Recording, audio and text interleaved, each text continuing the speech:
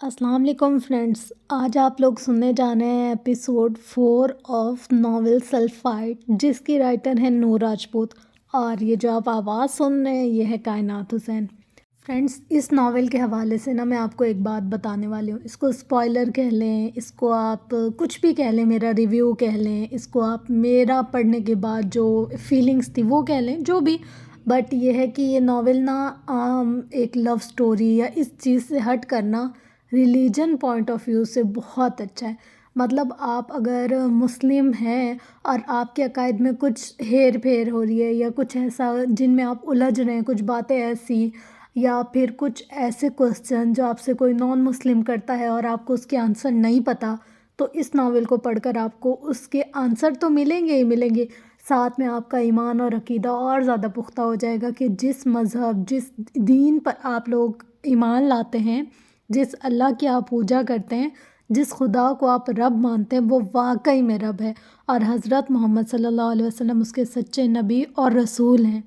मुझे ना इस नावल के कुछ पॉइंट्स बहुत ज़्यादा अच्छे लगे, इतने ज़्यादा अच्छे लगे कि मेरा दिल कर रहा था मैं उसको बार बार पढ़ती जाऊं और आप लोग के साथ बार बार शेयर करती जाऊं। फ्रेंड्स, मेरे प्रीवियस चैनल पर ना कुछ इशू आ गया, जिस चैनल पर मैंने ऑलमोस्ट 500-550 वीडियोस अपलोड की हुई थी और हर वीडियो तकरीबन 1-1.5 घंटे की थी। आप सोचें, मैंने उस चैनल पर 550-600 घंटे अपलोड किए हुए थे। और इसके अलावा ये है कि पढ़ने में, उसको एडिट करने में, उसको रेंडर करने में, अपलोड करने में कितने ही घंटे लगे होंगे।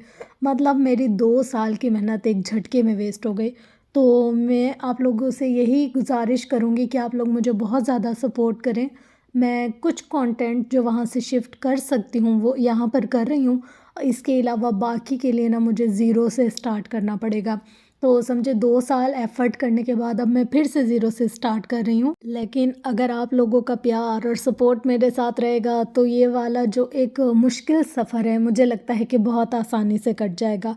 तो मैं आप सबसे ये उम्मीद रखूँगी और रिक्वेस्ट भी करूँगी कि आप सब लोग इन नॉवेल्स को सुनें, मुझे सपोर्ट करें और अगर आपको अच्छे लगे तो अपना फ़ीडबैक भी ज़रूर शेयर करें।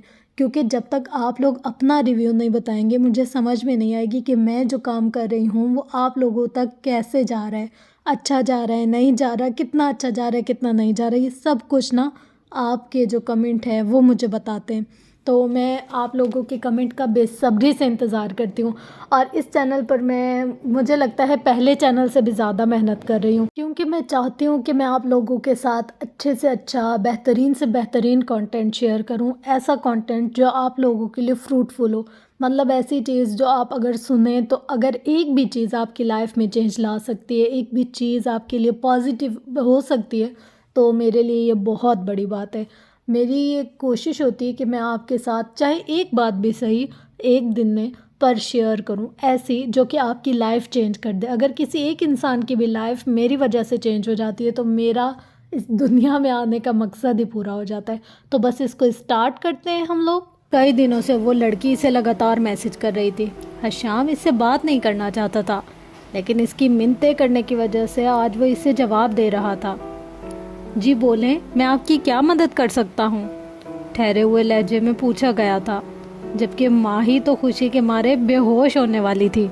कितनी ही देर वो स्क्रीन पर इसके भेजे गए पैगाम को बेयकीनी से देखती रही थी, जबकि दूसरी जानिब वो बेजार सा जवाब का मुंतज़िर था, क्योंकि माहीन हमदान मैसेज सेंड करने के बाद गूंग बैठी थी। मैं आपसे दोस्ती करना चाहती हूँ। कितनी ही देर बाद कांपती उंगलियों से इसने टाइप किया था।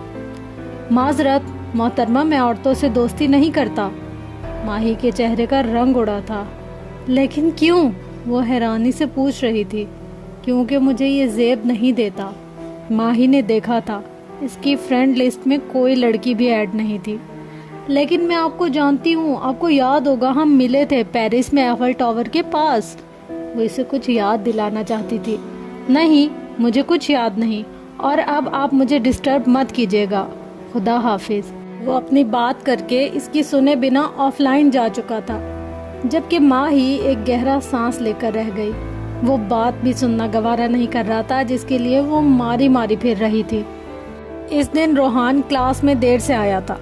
सियाह रंग का अपर पहने, जिसके हुड ने इसका आधा चेहरा छुपा दिया था। وہ بنا اجازت لیے اندر آیا اور اپنی جگہ پر بیٹھ گیا تھا۔ بیٹھتے ہی اس نے چہرہ کھڑکی کی طرف موڑ لیا تھا، روزانہ کی طرح۔ وہ لیکچر پر دھیان بالکل بھی نہیں دیتا تھا۔ خانم کو تو وہ پہلے دن سے ہی کسی امیر باپ کا بگڑا ہوا لاڈلا لگا تھا۔ آپ لیکچر پر توجہ کیوں نہیں دیتے روحان؟ تنگ آ کر وہ اس سے پوچھ رہی تھی۔ روحان نے حیرت سے اس کی طرف دیکھا۔ اس کی نظروں میں ہمیشہ کی طرح سرد مہری تھی۔ کیونکہ آپ نے فارمولہ غلط لکھا ہے مس۔ وہ طنزیہ مسکراہٹ اس کی طرف اچھال کر بولا تھا۔ خانم نے گڑبڑا کر بورڈ کو دیکھا تو واقعی اس کا فارمولہ غلط تھا۔ پوری کلاس اسے توجہ سے سن رہی تھی، لیکن کسی کو پتہ نہیں چلا، اور وہ جس نے ایک نظر بھی نہیں دیکھا تھا وہ کیسے جان گیا تھا؟ معذرت، خانم نے فارمولہ دوبارہ لکھا تھا۔ ویسے مس آپ کی عمر کیا ہے؟ روحان کی طرف سے پہلا سوال آیا تھا۔ 19 سال اور کچھ ماہ، وہ سچ بول گئی تھی۔ میٹرک کب کیا تھا آپ نے؟ دوسرا سوال حاضر تھا۔ تقریباً 4 سال پہلے، وہ ناسمجھی سے جواب دے رہی تھی۔ خانم نے محسوس کیا اس کی نظروں میں مقناطیسی کشش تھی جو اسے جواب دینے پر مجبور کر رہی تھی۔ تو پھر آپ نے ماسٹرز کیسے کر لیا مس؟ اس کے سوال پر خانم گڑبڑا گئی تھی۔ میم سمیہ کا بولا گیا جھوٹ اسے بری طرح پھنسا گیا تھا۔ پوری کلاس میں سرگوشیاں ہونی شروع ہو گئی تھی۔ اب وہ لوگ جنہیں خود کچھ نہیں آتا وہ ہمیں پڑھائیں گے؟ ہتک آمیز لہجہ تھا۔ خانم کے چہرے کا رنگ اڑا تھا۔ اسے اس وقت بہت برا محسوس ہو رہا تھا۔ اس نے جھوٹ نہیں بولا تھا، لیکن الزام اس پر آیا تھا۔ وہ پوری محنت سے لیکچر تیار کر کے آتی تھی۔ آج نہ جانے کیسے فارمولہ غلط ہو گیا، اور آج ہی روحان جبیل عرف RJ اسے پکڑ چکا تھا۔ یہاں سے کل شروع کریں گے۔ وہ بیگ اٹھا کر کلاس سے باہر نکل آئی تھی۔ کلاس کا وقت ویسے بھی ختم ہو چکا تھا، 1-2 منٹ باقی تھے۔ اسے محسوس ہی نہیں ہوا تھا کب اس کی آنکھیں نم ہوئی تھی۔ وقت نے اسے بہت حساس بنا دیا تھا، اور RJ کی بات اس کے دل پر لگی تھی۔ وہ تیز تیز قدم اٹھاتی گیٹ کی طرف جا رہی تھی۔ ایک آنسو اس کی گال پر پھسلا تھا، جسے اس نے ہتھیلی سے رگڑ کر جلدی سے صاف کیا تھا کہ کوئی دیکھ نہ لے۔ یہ روحان جبیل کی وجہ سے خانم کی آنکھ میں پہلا آنسو آیا تھا۔ جانے قدرت نے آگے کیا کیا لکھا تھا۔ وہ اپنے کپڑے بیگ میں رکھ رہا تھا جب دروازے پر دستک ہوئی۔ ارے بی جان، آپ اندر آئے، وہاں کیوں کھڑی ہیں؟ حشام نے بی جان کو دروازے میں کھڑا دیکھا تو وہ احترام کے باعث ان کی طرف بڑھا، ہاتھ پکڑ کر بیڈ پر لا کر بٹھایا۔ ہو گئی تیاری؟ بی جان نے محبت پاش نظروں سے اسے دیکھتے ہوئے پوچھا۔ جی بی جان، بس مکمل ہو گئی ہے، وہ مسکرایا۔ تم بھی چلے جاؤ گے؟ گھر ایک بار پھر خالی ہو جائے گا۔ مدیحہ بھی 2-3 ماہ بعد چکر لگاتی ہے، اور روحان تو آتا ہی اپنی مرضی سے ہے۔ میں ترس جاتی ہوں تم لوگوں کا چہرہ دیکھنے کے لیے۔ بی جان افسردہ تھی۔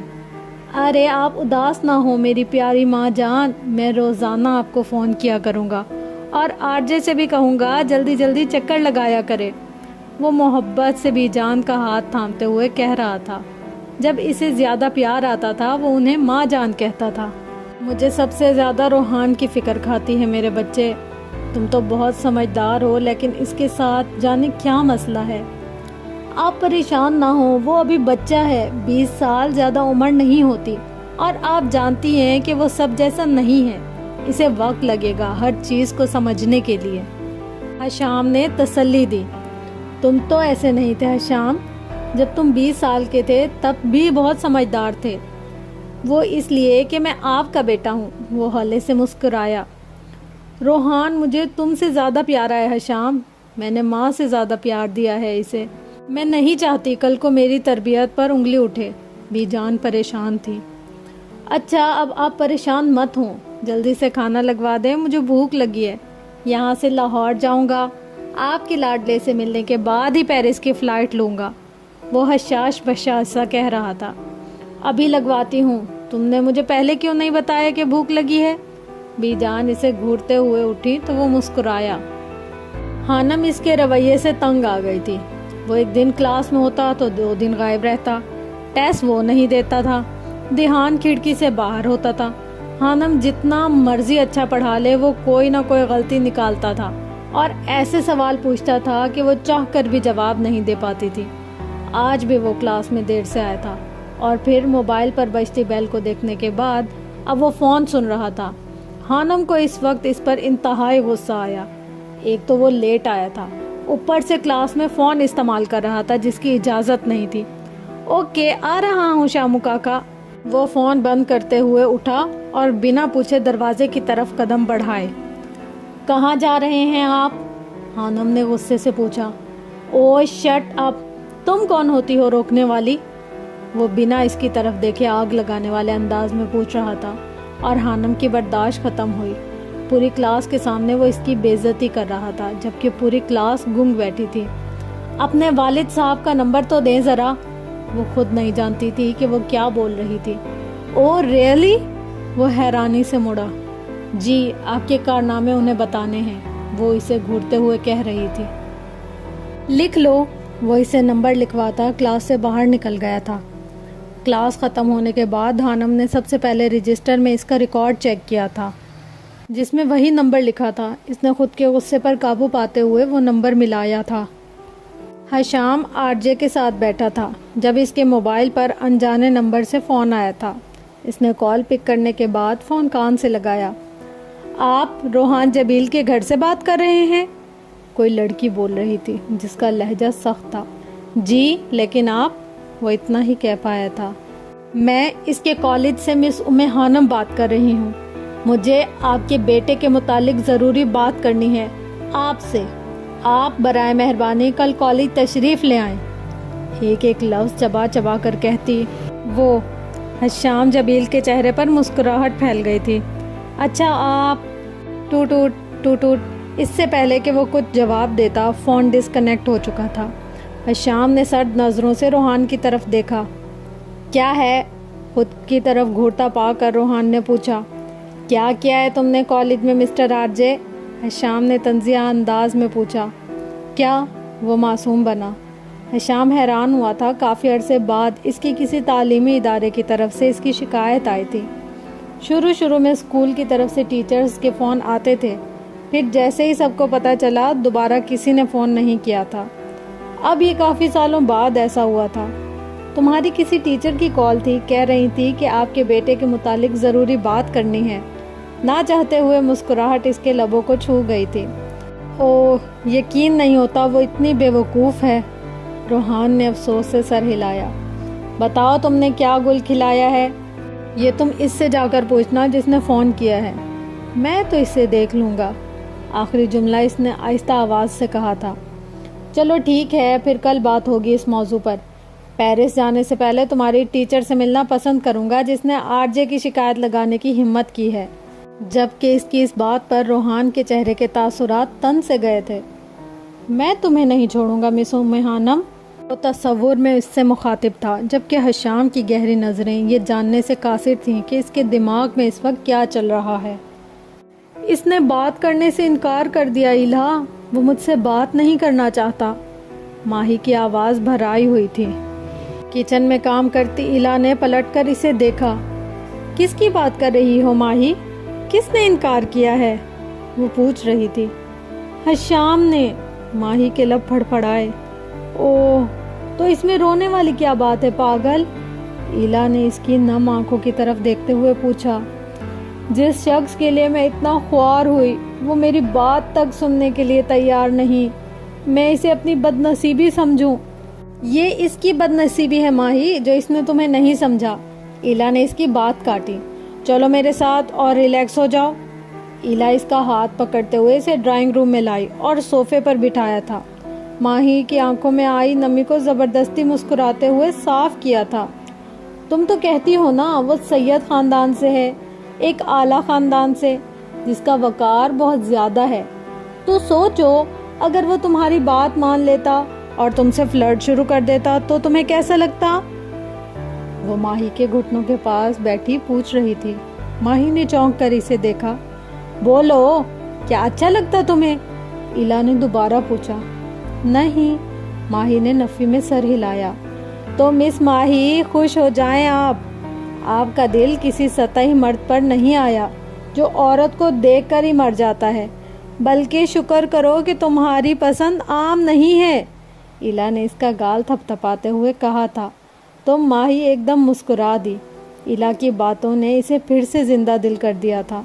एक नई उम्मीद की सहर इसके अंदर जाग गई थी। वाकई इसने इस पहलू पर सोचा ही नहीं था। अब मैं कॉफ़ी बना लूं?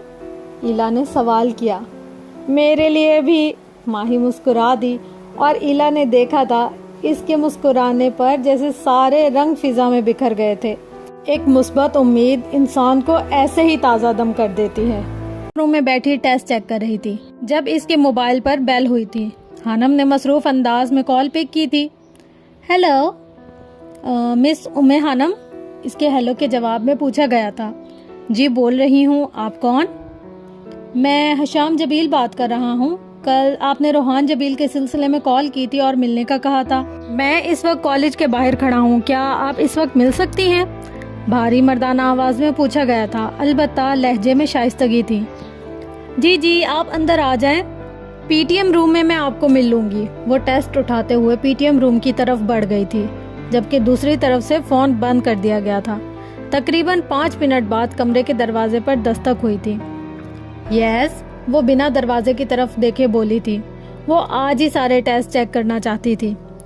एक्सक्यूज़ मी, मर्दाना आवाज़ पर हानम ने सर उठाकर देखा था। अस्सलामु अलैकुम, मैं यहाँ मिस हानम से मिलने आया हूँ, क्या आप उन्हें बुला सकती हैं? वो सवालिया अंदाज में पूछ रहा था। सामने बैठी लड़की से कोई स्टूडेंट ही लग रही थी। जी मैं ही उम्मे हानम हूँ, आप बैठ जाएं प्लीज़। हानम ने इसे मेज़ की दूसरी जानिब रखी कुर्सी की तरफ इशारा करते हुए कहा। इतनी छोटी सी टीचर? वो हैरान हुआ। क्या वाकई आप टीचर हैं? वो ना चाहते हुए भी पूछ चुका था। जी, वो हल्का सा मुस्कुराई तो हशाम अपनी हैरानी पर काबू पाते हुए सामने रखी कुर्सी पर बराजमान हो चुका था। आप रोहान जबील की क्या लगते हैं? हानम ने टेस्ट एक तरफ रखते हुए पूछा, क्योंकि सामने बैठा इंसान बाप तो कहीं से नहीं लग रहा था। मैं हशाम बिन जबील हूँ, रोहान का बड़ा भाई। इसने कज़न कहना ज़रूरी नहीं समझा था। अब आप बताएं किस सिलसिले में मुझे यहाँ बुलाया गया है और क्या किया है रोहान ने? दीवार में बनी ग्लास विंडो से धूप की शाएं छिन कर अंदर आ रही थी और वो दोनों के दरमियान रखी मेज़ पर चमक रही थी। दरअसल मुझे आपसे ये कहना था कि रोहान जबील थोड़ा अजीब है। क्या इसके साथ कोई नफ्सियाती मसला है? मेरा मतलब, हाँ वो थोड़ा वो नहीं, बहुत अजीब है। हशाम ने इसकी बात की तस्दीक की। है ना, मुझे पहले ही शक हो गया था। वो क्लास में देर से आता है, ज़्यादा गैर हाजिर रहता है और बहुत ही ज़्यादा बदतमीज़ी करता है। हशाम ने इसकी बात काटी। जी बिल्कुल। हानम के मुंह के जाविये बिगड़ा। एक भी टेस्ट नहीं देता वो, और उल्टे सीधे सवाल करता है ना। वो एक बार इसकी बात पूरी कर चुका था। हानम की आंखों में हैरानी उभरी। आपको तो सब पता है। जाहिर सी बात है मिस उम्मे हानम, वो मेरा भाई है, 20 साल साथ रहा है, क्या मुझे नहीं पता होगा? वो ना जाने क्यों इतना बोल रहा था। 20 साल? आजकल बच्चे 17 साल की उम्र में इंटर कर रहे हैं और वो 20 साल का होकर भी इंटर में ही घूम रहा है। हानम ने अपनी तरफ से बड़ी बात की थी और हशाम जबील ने मुश्किल से अपना कहका जब्त किया था। लगता है आपको किसी ने भी कुछ नहीं बताया और आप रोहान जबील के बारे में कुछ नहीं जानती। जी मैं समझी नहीं। हानम को वाकई कुछ समझ नहीं आ रहा था। वो इंटर का स्टूडेंट नहीं है बल्कि बीबीए कर रहा है।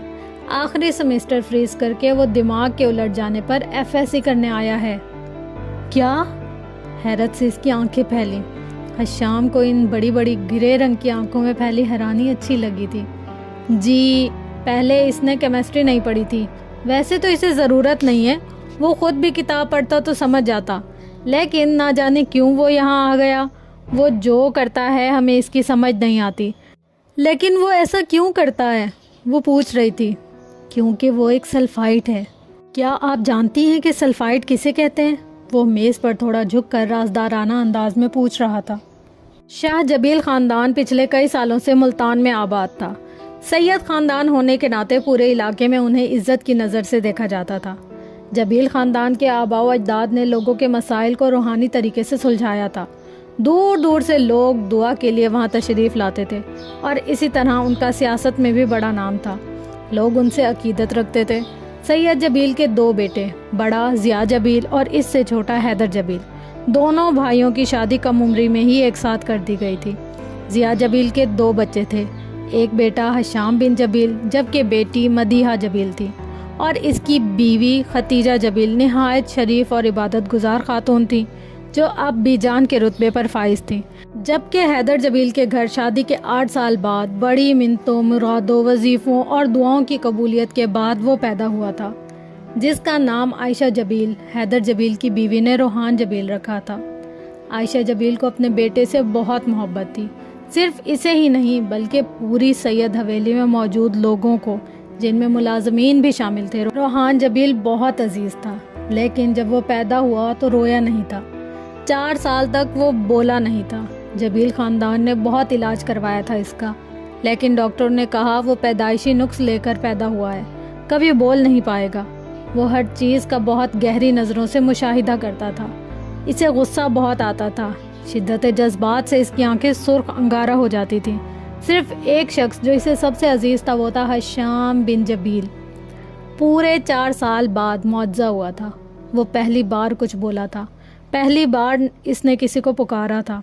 نہ اس نے ماں کہا تھا اور نہ باپ۔ اس نے پہلا لفظ جو اپنی زبان سے ادا کیا تھا وہ تھا حشام۔ وہ بہت صاف بول رہا تھا، کوئی ہکلاہٹ نہیں تھی اس کی زبان میں۔ سید حویلی میں خوشی کی لہر دوڑ گئی تھی، صدقے کے بکرے اس کے سر پر سے وارے گئے تھے۔ بس یہ اس کی آخری خوشی تھی جو سید حویلی میں منائی گئی تھی۔ اس کے بعد روحان کی حرکتوں نے سب کو مصیبت میں ڈال دیا تھا۔ سلفائڈ؟ وہ زیر لب بڑبڑائی تھی۔ جی سلفائڈ پڑھا ہوگا آپ نے؟ حشام نے پوچھا۔ جی اسے سمجھ نہیں آ رہا تھا وہ کیا بولے۔ جی تو بس اب آپ کو اچھے طریقے سے سمجھ جانا چاہیے، اور اس کے رویے کی وجہ سے میں آپ سے معذرت کرتا ہوں۔ نہ جانے کیوں حشام کو ایک اپنائیت کا احساس ہو رہا تھا۔ وہ پچھلے آدھے گھنٹے سے بہت شائستہ انداز میں اس سے بات کر رہا تھا، جیسا روحان نے کہا تھا کہ وہ بہت نک چڑی، مغرور اور بے وقوف لڑکی ہے۔ حشام کو تو وہ ویسی نہیں لگی تھی، بلکہ وہ اسے بہت سمجھدار اور معصوم لگ رہی تھی۔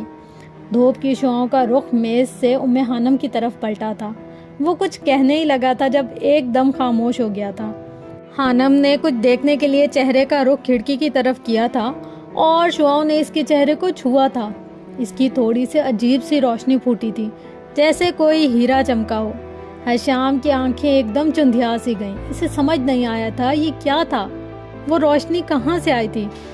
آپ کو معذرت کرنے کی ضرورت نہیں ہے مسٹر جبیل، میں کوشش کروں گی کہ آج کے بعد اسے نظر انداز کر سکوں۔ وہ پیشہ ورانہ انداز میں مسکرائی تھی، جبکہ حشام بن جبیل تو جیسے گنگ ہو گیا تھا۔ ٹھیک ہے، اب میری کلاس کا وقت ہے، بہت بہت شکریہ، آپ میرے بلانے پر آئے اور میرے نقطہ نظر کو سمجھا۔ وہ جیسے ہوش میں آیا تھا۔ جی ٹھیک ہے، آئندہ کوئی مسئلہ ہو تو آپ مجھے بتا سکتی ہیں، میری بھی فلائٹ ہے رات کو، مجھے بھی جلدی جانا ہے۔ وہ ایک جھٹکے سے کھڑا ہوا، جبکہ خانم نے صرف سر ہلایا تھا۔ خدا حافظ، وہ زبردستی مسکرایا تھا اور پھر دروازے کی طرف بڑھ گیا۔ دروازے پر پہنچ کر وہ رکا تھا، جانے کیوں پلٹ کر اسے دیکھا جو سفید دوپٹہ لیے روشنی میں بیٹھی اسے حیران کر رہی تھی۔ کوئی چیز پھر چمکی تھی اس کے چہرے پر۔ وہ عجب کشمکش کا شکار ہوا تھا۔ خانم نے جیسے ہی اس کی طرف دیکھا وہ فوراً پلٹ گیا تھا۔ یہ چمک بہت سو کو آباد کرے گی اور بہت سو کو برباد، دور کہیں فقیر کے کہے گئے الفاظ گونجے تھے۔ ماہی روزانہ اس کی پروفائل چیک کرتی تھی۔ Hisham Jabeel travelling from Pakistan to Paris. وہ اس کا اسٹیٹس دیکھ کر اپنی چیخ نہیں روک پائی تھی۔ کیا ہوا ماہام، تم ٹھیک ہو؟ ایلا کی پریشانی سے آواز ابھری تھی۔ ہاں میں ٹھیک ہوں۔ اسے یقین نہیں آ رہا تھا کہ وہ پیرس آ رہا تھا۔ ماہی کا دل کر رہا تھا کہ وہ خوشی سے ڈانس کرے۔ وہ آ رہا تھا، فاصلہ کم ہو رہا تھا اور اس کے دل کی دھڑکن بڑھ رہی تھی۔ ایلا وہ آ رہا ہے، وہ واپس آ رہا ہے، وہ چلاتی ہوئی کمرے سے باہر بھاگی تھی۔ لیکن پتہ نہیں تقدیر نے ملن لکھا تھا بھی یا نہیں۔ سنو، قصہ سناتا ہوں، تمہیں ایک سچ بتاتا ہوں۔ محبت کب ہوئی مجھ کو تمہیں آغاز چاہت میں، میری غلطی بتاتا ہوں۔ میں ٹوٹا دل لیے ایک دن، حدیں سب بھول کے ایک دن، اچانک اجنبی چہرہ نظر کے سامنے گزرا۔ میری آنکھوں کے رستے وہ میرے اندر کہیں اترا۔ میں کیسے جان لیتا کہ وہ میری جان لے لے گا۔ مجھے اس راہ پہ چلنے پہ پھر مجبور کر دے گا۔ وہ رستہ میرے وجود کو غموں سے مالا مال کر دے گا۔ میں اس میں گم ہو کر پھر سبھی کو بھول بیٹھا تھا۔ سگے سب اپنے رشتوں کو میں بیکار سمجھتا تھا، کہیں پہ چھوڑ آیا تھا میں اپنا آپ سبھی اپنے۔ پھر کچھ اس طرح پلٹا، مجھے وہ پل نہ بھولے گا جہاں پہ جان نکلی تھی، محبت ٹوٹ کے بکھری تھی۔ وہ رستے کھو گئے جیسے، دن خوشیوں کے سارے سبھی سب سو گئے جیسے۔ بتلایا زندگی کیا ہے میری تکمیل کی اس نے، محبت سکھا کے وہ مجھ کو یہ غلطی مت کبھی کرنا۔ مجھے درد ہے دل کا تو پگلے تم نہیں کرنا۔ کاش اس کو بتلائے کوئی محبت کے سبھی چہرے، خوشی کے غم کے سب لمحے اسی کے نام پہ کر کے یہ غلطی کر چکا ہوں میں۔ نکلنا اب نہیں ممکن، محبت کر چکا ہوں میں، کب کا مر چکا ہوں میں۔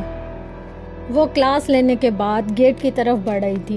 آج اس کا اکیڈمی میں ٹیسٹ تھا۔ وہ جلدی جلدی وہاں پہنچنا چاہتی تھی جب اسے اپنے نام کی پکار سنائی دی۔